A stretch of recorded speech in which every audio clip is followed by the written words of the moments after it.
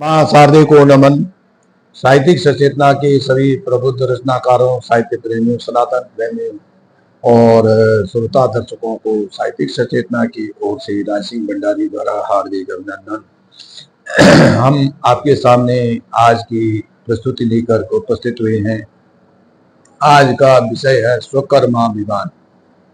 स्वकर्माभिमान का मतलब होता है कि अपने कर्म, अपने द्वारा किया हुआ कार्य और उसकी सफलता पर इतराना, घमंड करना या उस पर गर्व करना। तो ये मन चतुष्टय के चार आयाम होते, मन, बुद्धि, चित्त, अहंकार।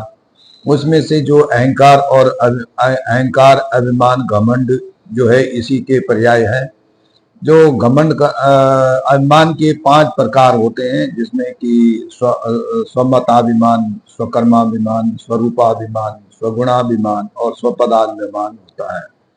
इसमें आज हम स्वकर्माभिमान पर चर्चा करेंगे और उनके द्वारा किए कार्यों की सफलता पर व्यक्ति में जो मन में जो भाव प्रकट होता है, जो अपने ऊपर में गर्व प्रकट होता है, वही स्वकर्माभिमान होता है। उस पर हम आपसे बात करेंगे। तो कहानी, आज का जो विधा है वो कहानी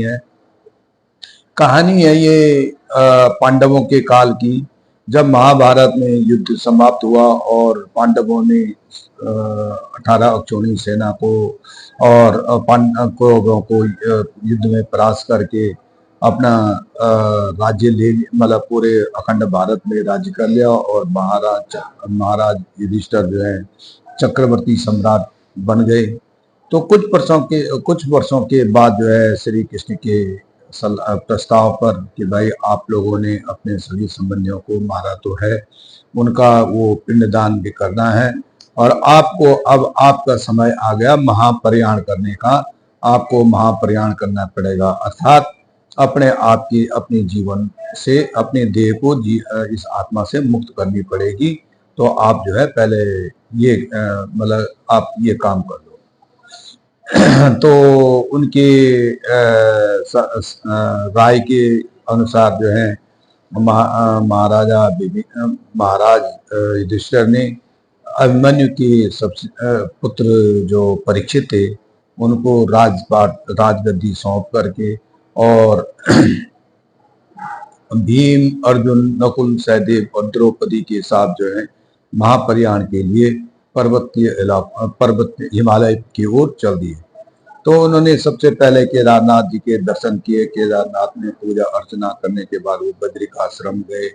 बद्रिकाश्रम में उन्होंने सभी जो युद्ध में हुए, जो शहीद हुए जो योद्धा थे, वीर गति जो प्राप्त हो गए थे, उनको पिंडदान किया और उसके बाद आगे जो है स्वर्गारोहणी के कैलाश हिमालय पर्वत पर निकल पड़े।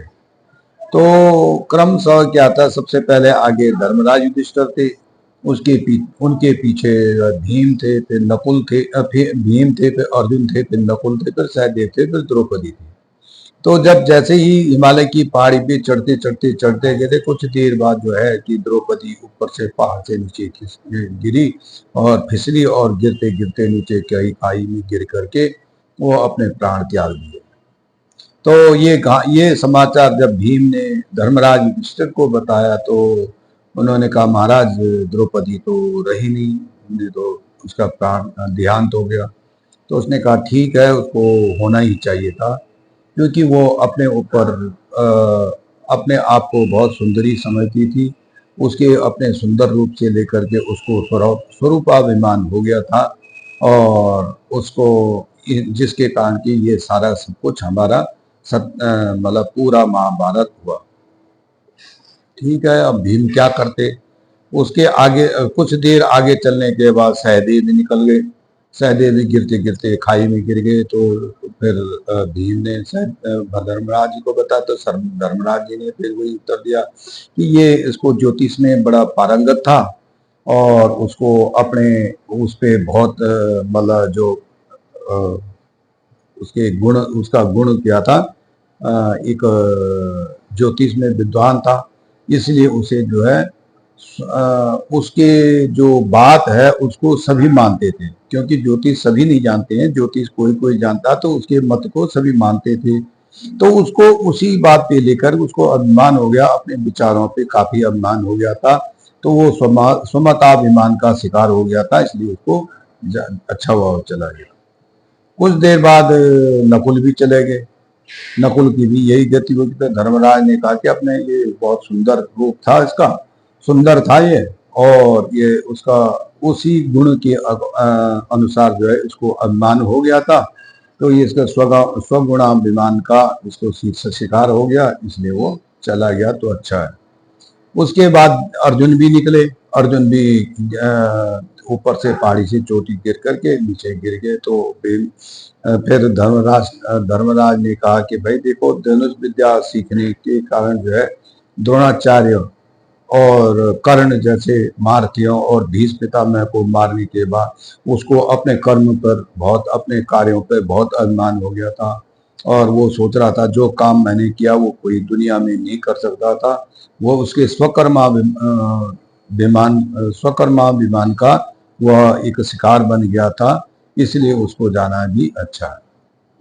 अंत में सबसे अंत में जो है भीम भी ऊपर से नीचे पहाड़ी से गिर करके नीचे गए। कह रहे भैया मैं भी चला गया, मैं भी गिर गया। कह रहा ठीक है भाई, तुम अपने बहुत शक्तिशाली थे, और तुम शक्तिशाली थे, और तुम्हें युद्ध करने में कोई भी किसी को भी युद्ध करने में परास्त कर सकते। तुम्हें 1000 हाथियों का बल था, और तुम्हें 1000 हाथियों के बल होने के बाद तुम्हें उसी गजरा मतलब एक पद दिया गया था कि तुम महाशक्तिशाली हो।